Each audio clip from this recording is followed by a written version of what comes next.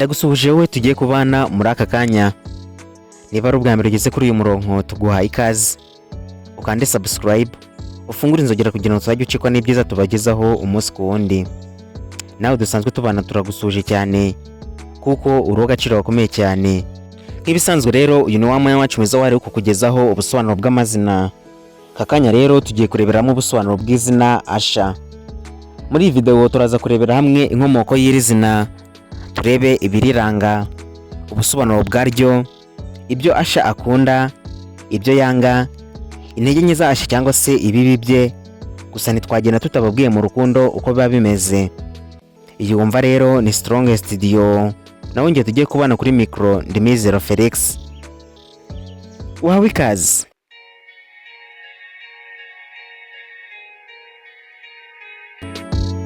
Izina Asha rifite amateka maremare kandi risobanura byinshi. Rikoreshwa cyane cyane mu bihugu bitandukanye. Abantu rero bitirirwa iri zina bakunze kuvugwaho imyitwarire n'imico yihariye.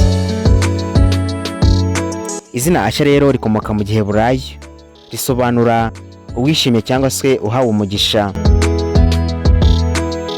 Muri Bibiliya, Asha yari umwe mu bahungu 12 ba Yakobo. Yarazwi cyane nk'umuryango wahawe umugisha n'ubutunzi, cyane cyane mu bijyanye n'ibiribwa n'umusaruro.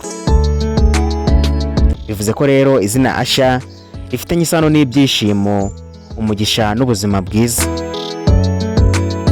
Dore rero imico ikunze kuranga abantu bitwa ba Asha. Bakunze kuba bishimye kandi bagasetsa abandi. Bakunda kugira umutima woroshye no gukunda abantu. Bakunda kuba mu kazi, kuganira no kubana neza n'abandi, gukunda amahoro, ituze n'ibintu bifunganye. Bakunda kandi kugira icyizero cy'ejo hazaza no gukunda gutera abandi imbaraga. Asha rero akunze kuba umuntu ushobora gukundwa byoroshye bitewe n'imyitwarire ye. Dore rero intege nke cyangwa se ibibi bya Asha. Ashobora kugira agahinda kenshi, akagaragaza nk'uwishimye kandi atari byo. Akunda kugorwa no gufata ibyemezo bikomeye kandi kwizera abantu byoroshye bituma bamwe bamubabaza. Gusa hari igihe yirinda amakimbirane cyane bigatuma atavuga icyo yumva. Yitanga ku bandi cyane akibagirwa ibyo akeneye kuri we. Ibi rero bishobora gutuma rimwe na rimwe ababara mu mutima atabigaragaje. Dore rero Asha mu rukundo uko bimeze. Mu rukundo Asha akunze kuba umunyakuri kandi wita ku abo bakundana.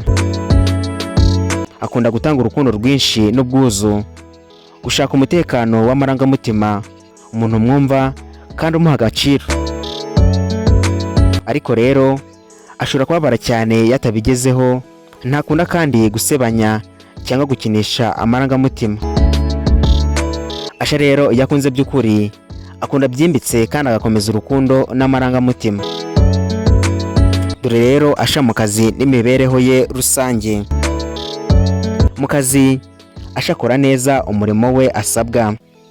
Akunda gukorana n'abantu nk'itumanaho no gutanga serivisi.